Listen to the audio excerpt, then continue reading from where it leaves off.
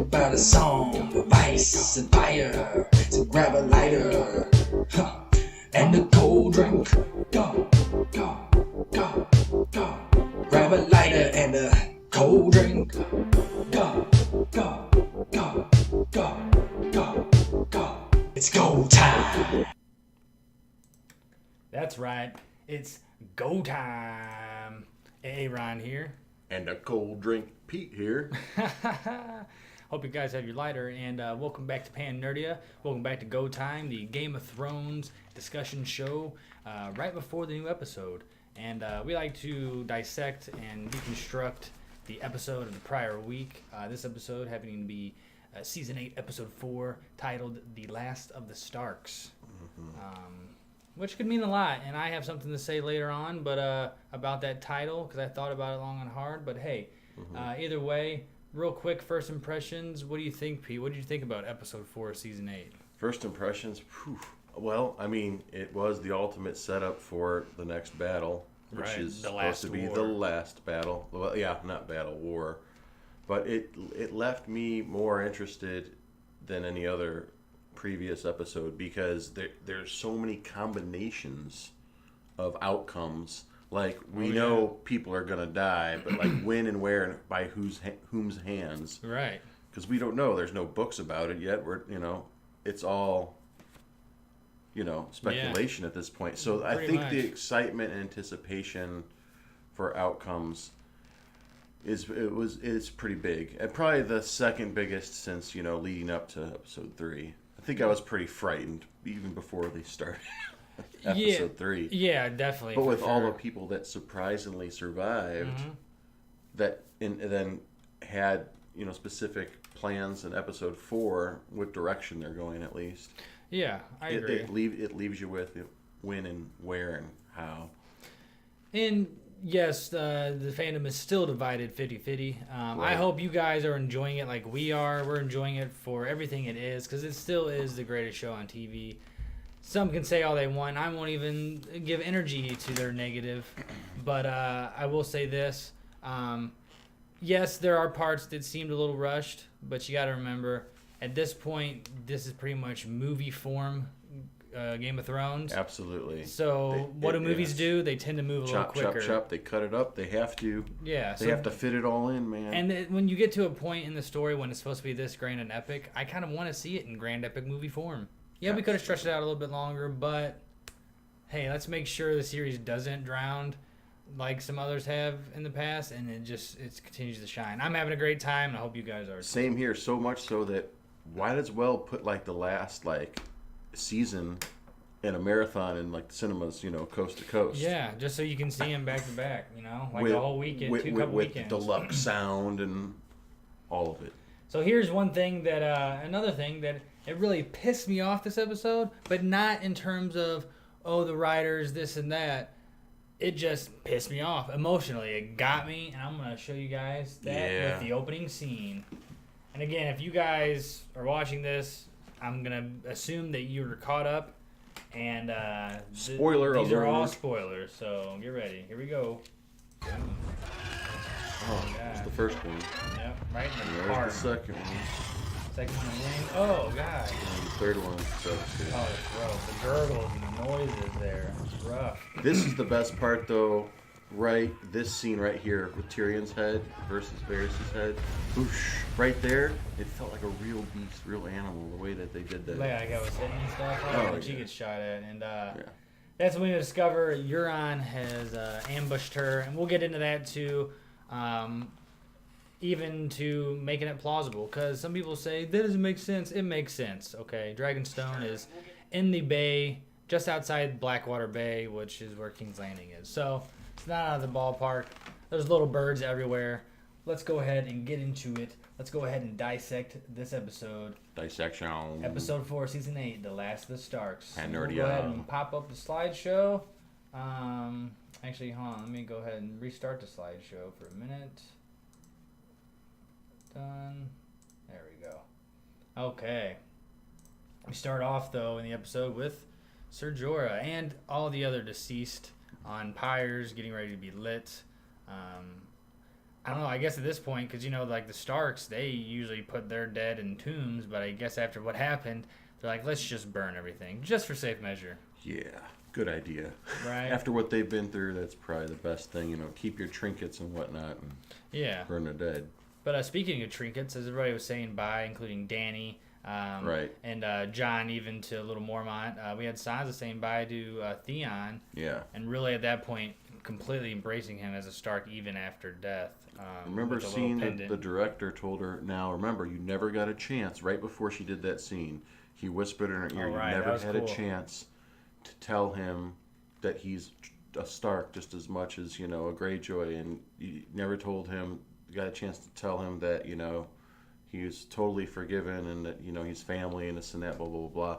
And the actress, because it's been, 9 years of filming or whatever, one break or whatever. She was able to just outpour that. She just, went, and it was really genuine. Probably the most out of all of them. And we had... Yeah, she does. She's probably the best crier I've seen in the show. Yeah. Daniel over Jorah was kind of more sentimental when he actually did take his last breath because he made that smirk on his face, like, I've got a fucking clever thing to say and I have to die now. Yeah. But, yeah, but what about John, man? I mean, the way his speech was kingly. so kingly. I mean, if you didn't feel it in that scene, I mean, come on, man. Not only for the audience, but even just, you look at the lineup, how everyone was, lined up there. Right. Because he's looking at them and pacing back and forth with all the pyre behind him, right? Even Tyrion kind of had to, look down. You could tell he was thinking about something. God damn it, he's meant for this. I could just totally tell. Yeah, so the scene had a lot, the show, and say they even... It was cool how, kind of a cool appreciation behind the scenes how they did that. They actually were able to put the actors on top of the glass underneath where the fire was burning and did that overhead shot. Absolutely, so it looked like the fire was burning on them until they eventually had to swap it out. I don't understand how they had the glass not fog up.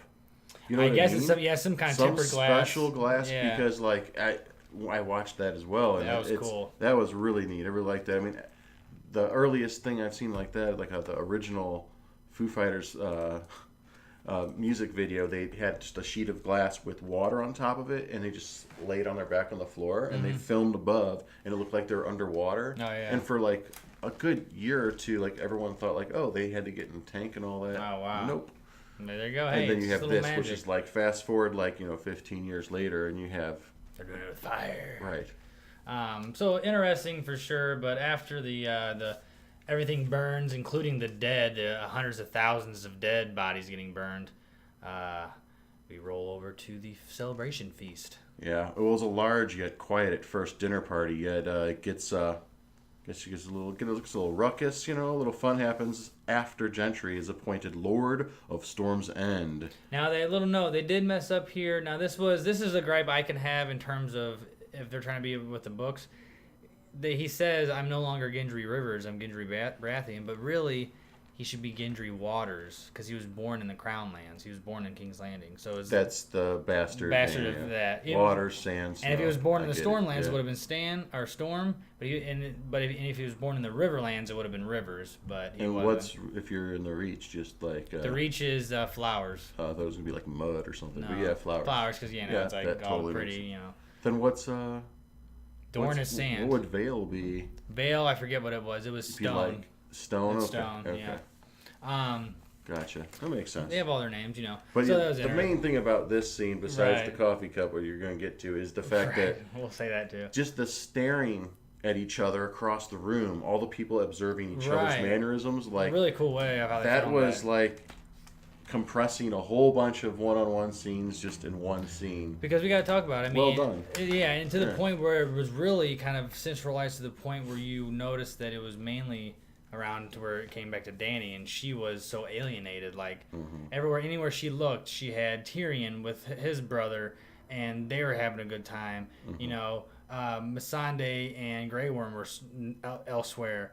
John was even getting brought up again, more King's shit, because you had Tormund there celebrating him. Everyone's pounding ale, wine, right? Wildling milk, I guess. I don't know what's going on there. Right, everything, Probably got the Dornish wine out, the good stuff. Oh, yeah. Broke out a cask of that shit, a couple. But even, Tormund does raise his horn to the Dragon Queen, and she does hers to Arya. Of course, Sansa doesn't like seeing her happy, so she storms away. But, everybody else is having fun. You get some... interactions. While John's being brought up as this man king who can ride dragons and be brought back to life and all this stuff. And again, you see Dany. She's like, she sees how much they love him and revere him. And the way they filmed her face and the close-ups, Right. you kind of felt dizzy with her. Like, oh, this is happening. This is not supposed to happen this way. Right. And then the infamous coffee cup. Won't say much more. They already edited it out. So There's other things that were in the show other too. series too. People are just trying to nitpick everything. Well, I thought it was even more funny. The what do you call the one with Stannis Baratheon dying before Brienne takes his freaking head off or whatever to finish him off or whatever. He's got a power cord under his leg sticking out. Oh, that's funny. With the actual power jack portion of it, and all that. There you go. But who cares? Everything else is jet black too. Right. I would have never known that unless someone did a zoom in circle. Right, here you go. It's just it's almost like people are waiting. They're sitting there waiting to look up something that fucked up in the episode versus just enjoying it. Yeah, but Dany's strategy there with Gendry was important, and that's ultimately why Sansa stormed off. She saw that she was play. saying that. She's like, "Oh, god damn it, that was brilliant! I hated her more." Poof, stormed off. And as she storms off, she comes and stumbles across the Hound. And not before Tormund's heart gets Tormund's heart gets broken because the drinking game happens, and Brienne of Tarth gets exposed as a virgin. Oh no. She storms off, and then Jaime proceeds to go after her. Oh, what's going to happen there? Tormund thinks it's for him, but Jaime stops. Tyrion stops as well and says, "Hey, why don't you have some drink? I'm a good wingman tonight."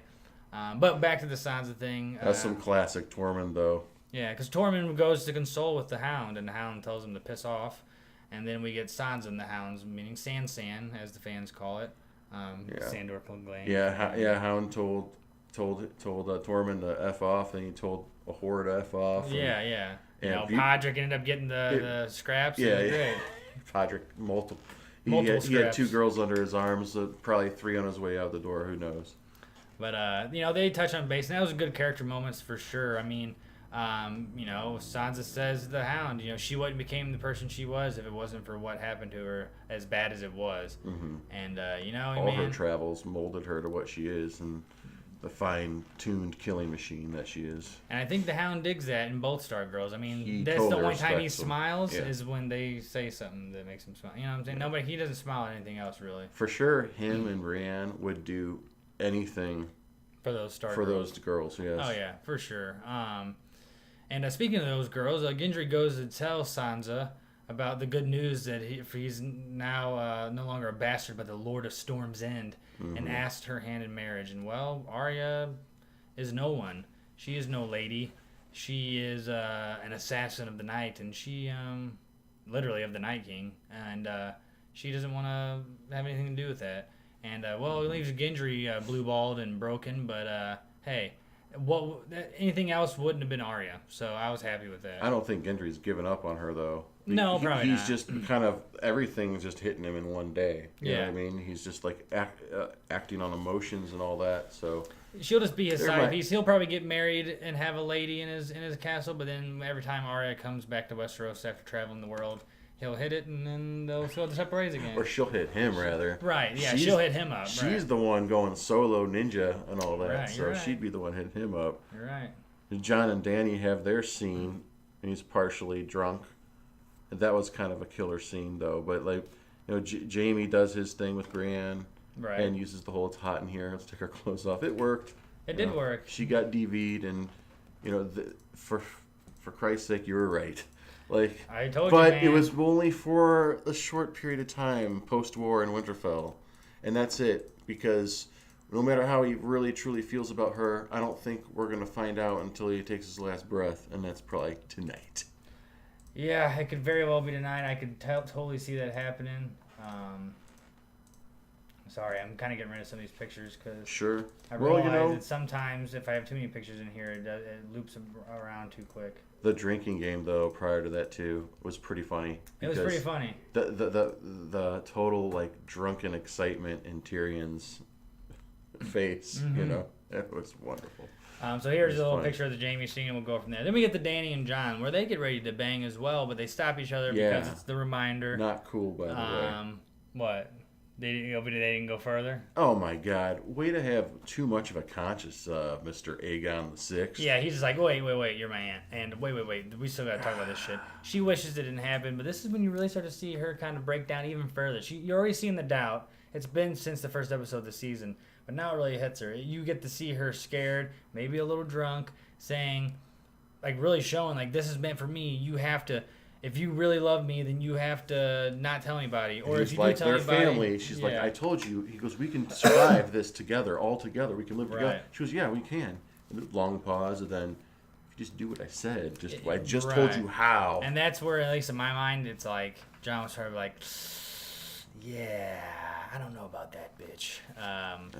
You know, like it's because think about it. He's gonna nobody's telling him what to do. They should have just enjoyed each other's company for like First. 15 minutes or something. And then been like, okay, now let's get down to brass tacks here.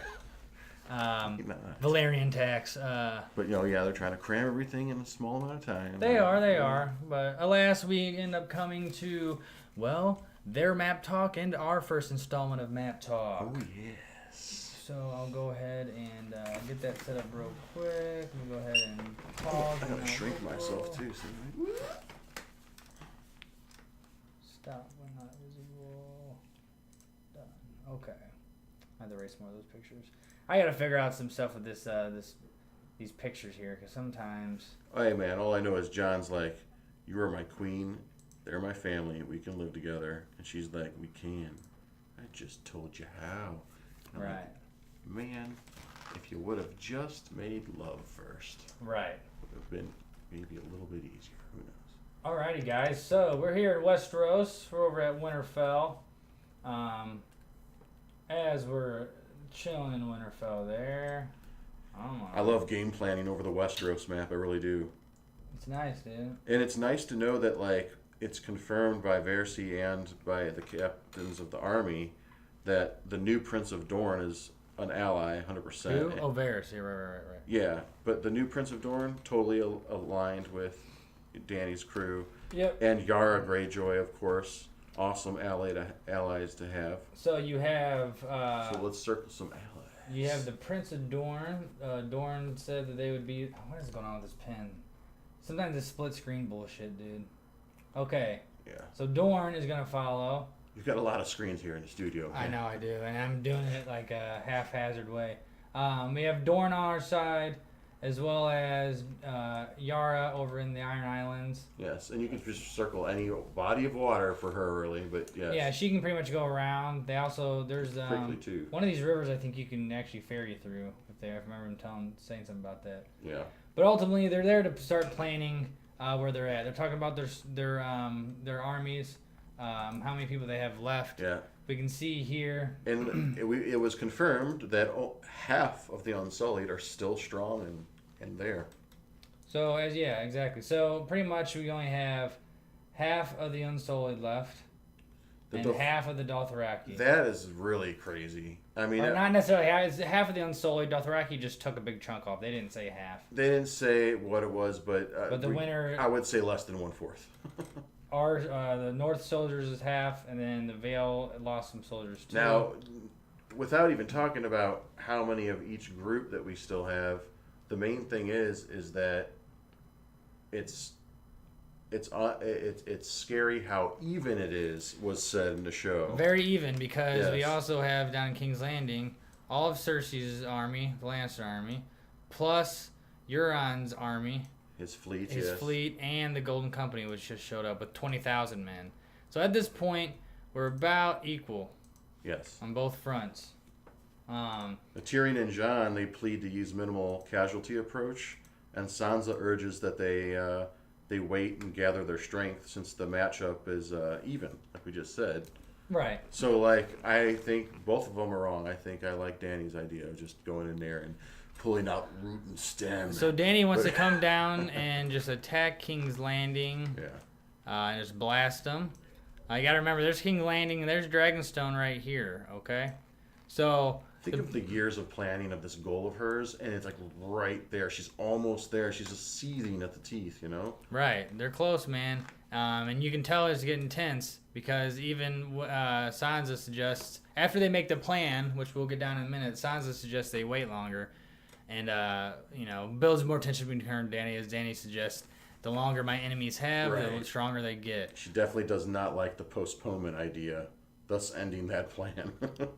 So the plan that Jon proposed, that Dany agreed on, was that Dany and co. travel down to the White Harbor here, and then from White Harbor, where all of her ships are parked, she can leave and go down the Dragonstone. Now, she'll be riding her dragons, of course, while everybody else is on the ships. Meanwhile, Jon, Davos, and a majority of the army, because some are going with Dany down to Dragonstone, Jon, Davos, and the majority of the army are going to head down the King's Road and start making their way down the King's Landing as well. Right. To start a siege. They're going to build a wall of soldiers, essentially, outside of King's Landing to protect any supplies getting into the city, while Dany's crew is going to close off Blackwater Bay, is the plan, and keep Euron's army inside. That's the only thing I didn't agree on when I heard that. I was like, I don't think that part's going to work, because what kind of naval fleet do the Unsullied still have? Like, you know what I mean? Like, I have a big one. That's the problem. It just is they're hoping on Dany's dragon, and now that plan is somewhat, threatened because of what happens with Rhaegal right over here by Dragonstone, in Blackwater Bay when he gets shot. But before we even get to that, we know we do have Dorne down here. They can always come up and help as well. And then also we have Yara, who can come all the way around. Yep. And help as well. And then also the Hound went ahead. The Hound and Arya are both going down as well. Before they leave, and after the plans are finished, we'll come back to some map talk here in a little bit, guys, as we get closer to some more things. But let me go ahead and take map talk down. As they're discussing, and Arya and Sansa notice that Jon's being a little too favorable to his dragon queen. They pull Jon to the side and ask to speak with him out in the Godswood, the last of the Starks, that is. So we get the scene where Jon is, of course, explaining himself under the Godswood, the weirwood tree, talking about, if it wasn't for her, we'd all be dead right now, marching towards King's Landing. Sansa, of course, says Arya's the one who killed the Night King. And Jon's like, well, I had to get her, I had to do this to get her to help fight the cause. Yeah, and Arya's like, I respect that. Yeah, I respect that. We needed her dragons, we needed her 2 giant armies, But wishful thinking that they're going to keep it under. Well, Arya for sure. She's going to keep her word because she's probably got all kinds of information that other people don't have. She's kept a tight lip, I think, but not the way Sansa. And Jon ends up, did you say that he revealed what his heritage is? He did. He said, does.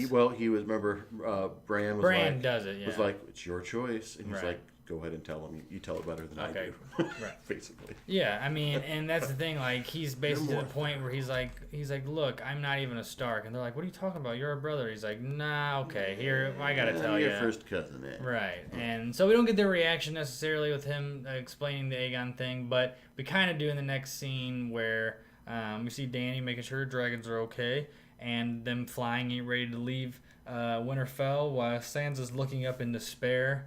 An old friend comes and approaches her to discuss, or not necessarily discuss, just to say goodbye, really, and maybe ask, why do you seem like you're seeking to hate her, to hate Dany, that is.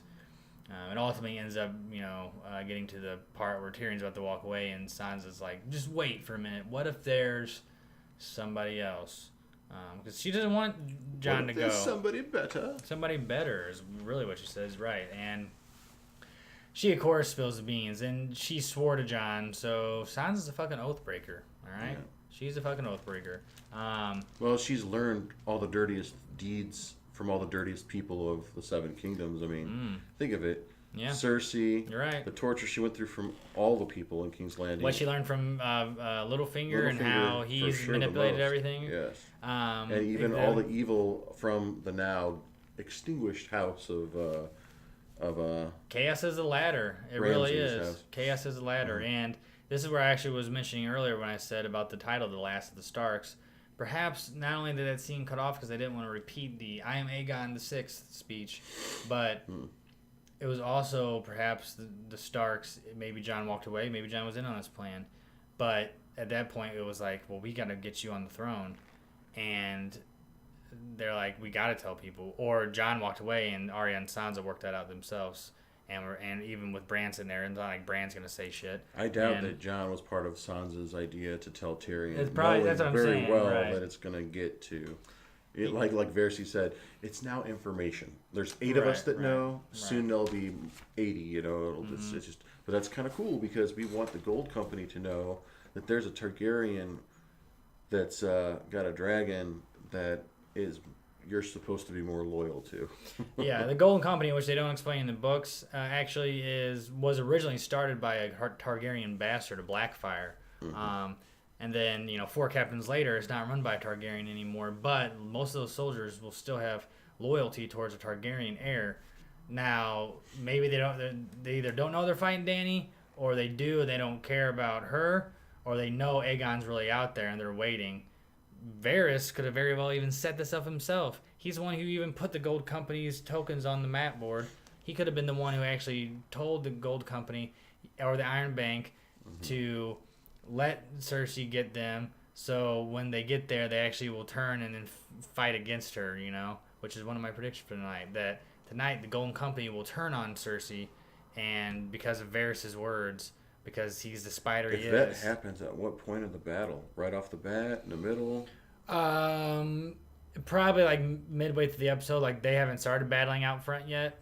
Or maybe they, all in all, what's going to happen, I think, is the information that Jon is the true king is going to get out during the fight, and that's when they're going to break their contract. Even though their word is as good as gold, they're going to break that contract because they're going to find out who the true heir is and realize, oh, we need to fight against this bitch and get her out of the fucking tower, and then boom. So, well, then there was also the other, the whole Lannister brother thing. Like, who's going to do what? And Bronn comes in with the crossbow, and he's like, look here, I'm a betting man, and I bet on your girl and the dragon, and blah, blah, blah, blah, blah. It was totally Bronn and the brawniest he could have possibly been. It's just at this point, even his part about trying to kill them and trying to get his castle, is it even really pertinent to the story at this point? No, it's pretty much just probably because the fans like him as a character, so they brought him back. If Cersei wins, he gets the freaking Riverlands pretty much. If Cersei loses, he pretty much gets Highgarden. Highgarden, right. So, boom, River Run versus Highgarden, sorry. Right. He's whatever. There's his scene, and then as everybody else is leaving, we have Jon saying his goodbyes to Sam, realizing that Gilly's pregnant. They even say that if it's a boy, they'll name it Jon. He's like, hope it's a girl. Yeah, right. It was a nice scene. Yeah, man. It was. He then they say goodbye to Tormund. And interesting stuff with him, man, because he even says, hey, man, you belong in the North, the real North. Right, but before he even says that, he's like, so why haven't you been riding the dragon? He goes, oh, he doesn't need, he's, recovering. Healing, he doesn't need me on him. He goes, you weigh as much as 2 fleas fucking. Yeah, right. You got the real North in ya, all that. So. He totally, he's like Jon's fanboy, like hype man for sure, dude. Yeah. But even then we get this is one other thing that slightly peeved me. Yes, it slightly peeved me in the episode that they didn't have Jon say goodbye to Ghost a little more touchingly. At least like literally with a pet. Yeah. But whatever. It's this weird CGI thing they talk about. As my lady said, no, you don't get it. They're not those type of pets. Yeah, they aren't. That's the thing too. They're not like cuddly pets. They're not. I mean, a horse is more cuddly than this. A direwolf. Right. So. It is what it is, but hey, he says bye to Ghost. Ghost is going to be with Tormund. It'll be a great little mini spin-off sitcom, Tormund and Ghost. Can't wait. I'm just kidding. We end up having a second map talk, though, but this time without any Starks. Because once the Queen is in Dragonstone, she has no more. She's got Tyrion and she's got Versi, but that's it. There's no one else chiming in her ear. Remember, before Grey Dragonstone, Worm's ready to go in there and just plunder. Yeah, before even Dragonstone, we have the whole scene where she gets blasted out. Oh, Rhaegal gets blasted out of the air. Oh my God, are we showing that? So we already showed it, but we can talk about it now more in depth. So they're almost to Dragonstone. right? Yeah. And she sees it in the sights. The dragons are getting happy because they get an energy from there, it seems. And before you even know it, Rhaegal, which you guys saw in the opening shot, gets blasted by 3 of those scorpion bolts, which are way bigger. The new scorpions are like 65% bigger, like the whole machine is, than last season's. And the spears or the bolts it shoots out open up and spin like a razor blade, so it bores through. Yeah. So they're pretty ruthless at this point. Yeah. It gets shot by 3, it dies. You then see Euron pull around this big, rock in the ocean with his whole fleet of 11 ships. Yeah, you can say, how does she not see them? But in the same sense, you can say they could have hid behind a rock and they could have just very well seen her from miles away flying in the sky. You know, she wasn't that high in the sky, low enough to get shot by those bolts. Mm-hmm. And others say, well, how did they even intercept her? Well, you got to remember, Dragonstone's right outside Blackwater Bay. He was in Blackwater Bay. Also, not only does Varys have little birds everywhere, but so does look at the map. Qyburn. I mean, it's like, come on. Well, the map's there strategy's not so great. Well, yeah, exactly. They got to expect that she's coming down. Just right up in there, man. But not even that. It's just the word. The word gets around pretty quick with ravens. Like, they could have just very well knew that the army. Well, doesn't matter. They're coming. The fight was dead. They're coming. Yeah. We're get ready to wait for them. You know. So that was what happened. Boom. Mm-hmm. You know, if you guys want to be mad about it, whatever. I knew the dragon was gonna die at one point. I didn't expect it to die there. Is why I was pissed. But I get why it did. You know, they had to cripple her right before the big battle. Yeah. So. Well, after that happened, Grey Worm has his last heartwarming moment because he gets to hold hands with his lady as they go back to Dragonstone and rethink their inks after the right before Euron decides to point the scorpions, the 11 scorpions onto the ship fleet and just wreck shit. And that was a cool panning shot with Tyrion, the one where it fouled him and the boat was blowing up and then he jumped in the water. Very much John Battle Bastard style. Like a little mini version. It was tight. Pun intended, I guess. I didn't think of that. But yeah, it was a shorter cool. version. You can't get around it. Sorry.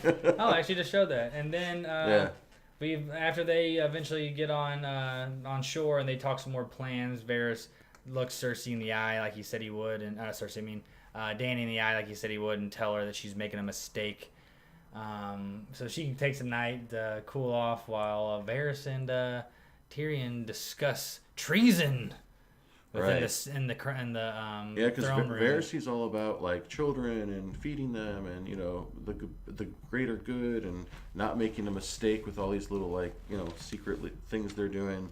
But yeah, right, treason is the first thing that Tyrion thought about, and he goes, "You haven't thought about it?" He goes, "Thoughts are not treason." Yeah. But what you're doing with me talking about it, that's kind of like. Well, Varys doesn't hold back, man. He straight up says, he's like, look, John's better. He says because he's a male, they had a whole penis joke thing. But then ultimately it comes down to Varys is like, look, I'm doing this for the realm. I'm doing it for the people. The realm is the people who live in this. Another cock talk. Yeah, lives in this. They opened the season with cock talk. With cock talk with the Lannister brothers or whatever, or something like that. No, it was Varys and Tyrion. Yeah, because Tyrion. That's right. He said my balls are cold, and Varys was like, "Why you got to bring up ball jokes?" And he's like, "You're just mad because," or I don't forget what it was. Right. Ultimately, or you don't feel it because you don't have balls. But ultimately, he comes down. Varys is straight up like, "Look, you got to make the choice because I think the only choice is to without." He didn't say it straight up, but he was basically like, like old school Tom and Jerry shit. And Tyrion was like, "Oh God." And he's like, "Don't." He's like, I believe in her. I believe in her. But at the same time, then Varys to that was like, I just hope we both all make good decisions. Don't make them a mistake. Well, and it's confirmed through all the fan theories that Varys is not a mermaid. Okay, he was choking and hacking up water on that beach. There's a big. That's true. I don't know if you ever heard the theory he was a mermaid. I did not hear that, but that beach scene kind of proves that he's just a beach whale. Yeah, he's a dude that just swam in a robe. He's like, soaking wet robe. Right. Oh, that would have been brutal. Gosh. Right. So treachery may have been Is Varys getting torched? Yes, he is. Yo, what up, bro? Scadino? Are you excited, bro? Yeah, so are we, man. We're real stoked. It's gonna be wild, man. The fight. Some people are saying it's bigger than episode 3. I just hope they don't kill any of my top 3 tonight. But I'm hoping top 3 don't guide. I think Cersei's dead. Top 3 being Jon, Dany, and Tyrion. Check, and check. If any of those three are dying tonight, it's Dany. But I hope they at least all three go on to the next episode. Hey, you know what? When Cersei makes Euron aware of her pregnancy, do you think she's even pregnant, or even pregnant with her brother's kid, or not? I still think she's playing the long con with all three of them, Tyrion, her brother, and Euron. That she's not pregnant at all. Yeah. But at this point, especially when Tyrion suggests that we need to go, show Cersei that we're trying to be the good ones and tell her to step down. When they finally go, where was I even going with that now? What were we just talking about again? About her pregnancy being true or not. She's playing them all. Tyrion after he has his little Qyburn meeting, which is funny, by the way, Tyrion walks up and is straight up brings up the whole kid thing again to Cersei. Right. And in front of Euron. The one button he can tap. What do you think was going through Euron's head? Because they didn't show his face, but he was like, wait. How does he know she's pregnant? Exactly. I didn't think about that. Exactly. How did you know? I didn't even think about that. Right, well, think about it. Yeah, I mean, it's like, he could be like, wait. How does he know you're pregnant when you just found out that you're pregnant with my kid? What? It's just one of those ravens. Right, yeah. One of those ravens. You're invited to the baby shower of Cersei's. Yes. But they decided, though, on a parlay meeting that had to be set up in a ditch effort by Tyrion, really. He's like, let me just do that one, and that was it. Like, he had his chance, and what was her response after he brought up the children and all that? She didn't say a word. She went up to Missandei, who was captured, and what are your last words? This would be a good time to, And Missandei, say your last words. Yeah, Missandei looks out, notices Drogon and Dany, and he says, Dracarys.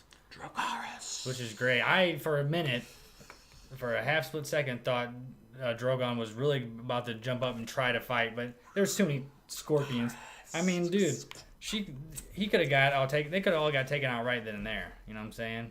Like, they had all scorpions on them right then and there. Then she had little soldiers she brought, 20 soldiers, Varys, Tyrion, and Grey Worm.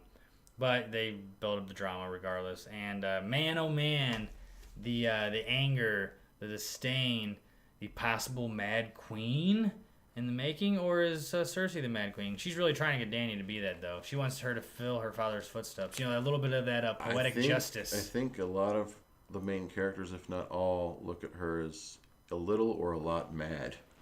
Like no one thinks of her as a sane queen at this point. Right. Euron's ambush was reported to Winterfell, and that sent Jaime south. Yes, can't forget about that whole scene. So there's a big thing with this. A lot of people are thinking that has ruined Jaime's arc. We don't think that. We don't think that his character arc is just him snapping back to Cersei. There might be some there, but me and Pete think that he was really... got a purpose. Yes, he was being that way to kind of keep Brienne safe, keep her from following him down there. But he knew at that point, after he heard what Cersei did and what she was continuing to do, that he had to go down there and stop her, because he probably figured in his head, I might be the only one to be able to do it. The only one that can get in there. The only one that can really have that one-on-one with her and see what happens. Yeah. And, though we may think it might really break once he's finally with her, he just thinks about killing her, but then he's just like, I just can't do it. But ultimately, Brienne's... What a great actress, by the way, too, man. And she was another good crying. That was some legit crying, man. She even did the sniffles and everything when she was crying. Brienne's actress. Oh yeah. Yes, she did. She was great. She's a really great actress. Her in general, this episode, this whole season, she's been making me laugh, dude. She's had great scenes. Her big gorgeous smile when she got knighted. Her funny drunk faces when Tyrion was about to ask her, and she had her little bitty it looked like something out of a Cartoon Network cartoon. It was she was so happy, ready for that question, and drunk. It was just I still think probably half the fans out there think that he said that on purpose to get her out of his hair, because he's on a mission, doesn't want to be interrupted, doesn't want to be tried to save him. He needs to go in there on his own, and that's kind of what I think. And then the other half probably think he actually feels not deserving, he just needs to go back to her and. Which could be a thing too, but who knows? Didn't we'll definitely get it. Would you pass up the fight if you were something like that? Something about passing up a battle or fight or something like that. I don't remember I don't know. Either way, I think he was trying to justify it in like a soldier in a knightly way too. Like I need to be down there anyway because I need to be in battle. I shouldn't be up here. Right. Like Yeah. just He was trying to justify that playing way. house up in Winterfell, right? But it wasn't to like help fight with them though. It was to go be with Cersei. He's like, I'm a hateful guy. I'm a hateful man, and she's a hateful woman. And I don't know why I'm meant for her, but I am. But I think that was all a way to push her to the side for a minute to be like, I gotta go take care of this.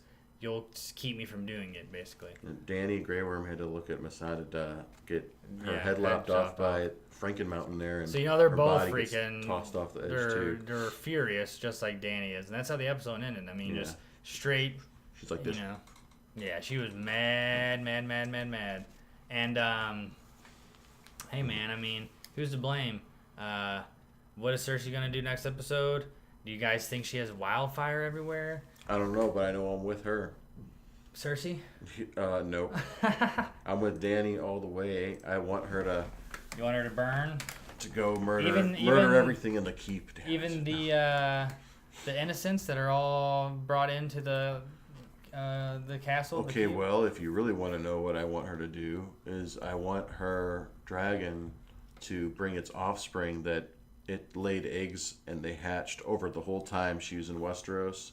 They were flying around. A lot of people. My brother mentioned that theory And to me here at comes breakfast. a thunder of dragons, and swooping in, maybe various sizes too. Some that could swoop through archways and like into the top of the Red Keep. Others that could just like go and like swoop straight down and not get hit by any arrows because they're smaller. I would love for it to be dragons. I just don't think it's going to be. Yeah. I don't even think it's going to be dragon armor, and I would love for Drogon to be decked out in some new dragon armor that can't get Yeah, I hit want by to the see. spears. I want to see Dragon in like full. What do you call chainmail? Yeah, what if it's just chainmail, just so he can fly easy or with it? chainmail on his body, except for the wings. But maybe chainmail on the wings because then he can maneuver. Really, and then just the like- actual body has armor. Just buy armor, neck, chest, head. and then chest has a chainmail. Imagine this: He-Man's He-Man's cat. Yeah.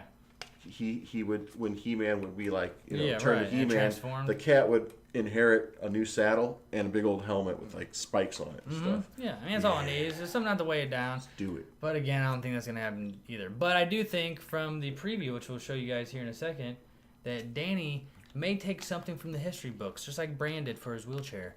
And that is, she's going to take a little page from when Aegon conquered the Seven Kingdoms, particularly Oh yeah. this little spot right here. Right here. Called Harrenhal, which is by the God's Eye. Harrenhal was the castle, the most fortified castle in the kingdom, that nobody could attack it or seize it. No one wanted it. It looks like a dilapidated piece of real estate. it was gorgeous back then. You know how it got dilapidated? From this very thing. From dragons scorching it. From Aegon coming from remember above, because when, Aegon says he goes. Lord Lannister's cupbearer was Arya. Yeah, I got that tell her. lesson. He was like, well, they couldn't attack anywhere else, but he says the castle wasn't built for attacks from the sky, and the dragon fire melted and destroyed the entire castle. Yeah. Yeah, I think she's gonna take a book from those pages and go up high into the sky above the clouds and dive bomb on Euron ships, destroying that motherfucker, that pirate. But before we do any more She's quick just gonna predictions, go in DTA mode. Don't trust anyone. don't trust And anyone. just like swoop in. Before we lay any more predictions out here, guys, let's show you the preview for tonight's episode. What?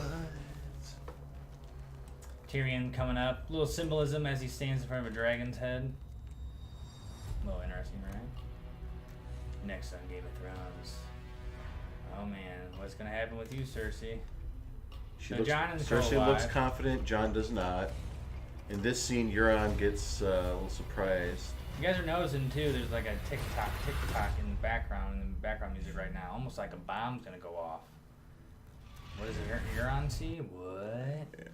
So I predict some awesome dragon stuff. I predict some crazy wildfire explosions, probably the biggest we've seen in the entire series. Yes. I could see the earth opening up with wildfire, whether it's on the beach and they had Doug Right. put it there, or just inside the walls or just outside. I mean, yes. Or even in spots where Cersei thinks Dany's gonna shoot fire at, and then Dany's the one who shoots the fire and blows the barrels up, and she causes the wildfire. Or Quagmire, whatever you want to call him, Yeah, I'm sure has had a ton of time to come up with stuff, because yeah. think of all the time that elapsed during the Great War.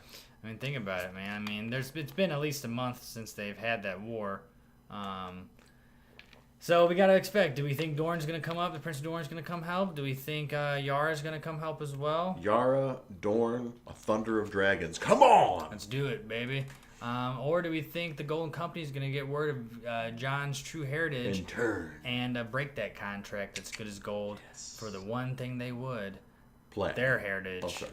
Yeah, well, that's it. No, yeah. They're also Targaryen. They have Targaryen blood in them. They're half Targaryen, so it could be very interesting. I'm curious to see what happens. I'm excited to see what happens. I cannot wait. And what about just the human beings that are in the Stormlands and the island of Tarth? Those are all alliances now. Are they going to, join forces with the Dornish or Yara or whoever else, or they're just going to stay stagnant out of the story completely? Yeah, that's what's going to happen. At this point, most houses are all out of the story. Most of the North are dead. You got the people from the Vale are with Sansa. Who knows if they're going down with Jon? The soldiers of the Reach are pretty much gone. The Riverlands are almost gone because of the Lannisters. So yeah, almost everything's done. Storm's End is just never talked about anyway, so they're definitely not in the story. So it's pretty much Dorne's people or Yara's, which is why they brought them up. Mm-hmm. The only other wild card I can see besides Thunder of Dragons is Dario coming over from Marine with some other cell swords. That's the only wild card I could see, which I doubt that happens at all. And your thoughts on Lightbringer? Lightbringer. My thoughts on Lightbringer is Lightbringer, the sword, that is, everyone. Right. I don't think it's a real sword. I think the Lightbringer is going to be Dany's baby, which is Jon and her baby.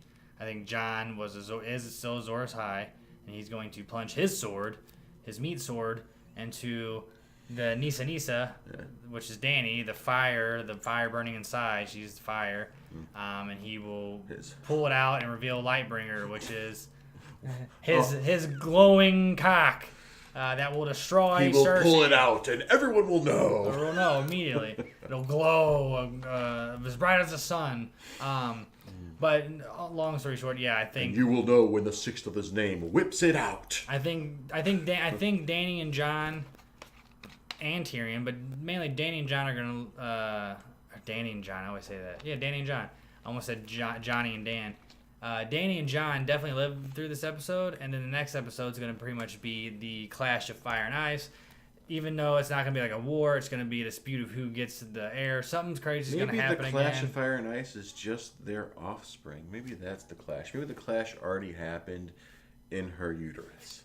That's what I'm saying. But ultimately, it's gonna come down to Dany's gonna give birth, probably die giving birth or something, and then Jon's gonna be left with the kid. Whatever happens to Jon, who knows? If they're gonna do a fast forward in time after knows? tonight's battle for the final episode. Will the final episode be a fast forward in time, or a portion of it? Hell, maybe it'll be a little of both. Maybe it'll be flashbacks in history. I hope they do current some more and brand stuff. forward. I'll tell you that much too. Yeah. I'm hoping for more brand stuff. That's for sure. I mean, I wonder if he's going to have some sort of say in how things go via the werewood tree, since he can't physically do actions like offer, the claw dagger Pat's claw to this Cat's to claw. Arya and this and that, right? So all he can do now is possibly use the werewood tree matrix internet of Got and try to control a beast or something, maybe a person. Would he be able to do that from that far away? Not that far away, but still though, he could manipulate something in history that would change something that would happen during that battle. They'd be like, oh, that wasn't supposed to happen. Oh, it goes back in history, changed it out. Oh, now someone was not born. So Right. So there's just who knows what he can do, but I hope he does something more than Jim just not being in the season. Shit, for all we know, he could end up being the king at the end. maybe he already did. Maybe we're going to have a reveal in the final episode of this season Of what he's been doing. Where, by the way, at the point where it was the Great War and all that. Like, yeah, like if I didn't give that knife to her at that point, none of this would have happened. But then also, oh, the outcome of episode 5 wouldn't have happened if I didn't, like, you know, Right, exactly. say or do this to so and so. Exactly. So we can definitely. We can hope. Yeah. But regardless, I think we'll have a really good time with it. The last 2 episodes of Game of Thrones, the OG Game of Thrones series, before they whip out their spinoffs, which of course we will cover here on PanNerdia. But we will be back here next week for the dissection discussion of episode 5, title TBD right now. They've been dropping the titles after the episode airs. Mm-hmm. Right now, temporary, it's called The Last War, and hopefully it'll be called that, but maybe it won't. Either way, we'll see you guys here next Sunday to discuss that before the series finale. Yeah. You can catch us again if you want to rewatch any of this on Twitch, and maybe tomorrow or the day after on YouTube.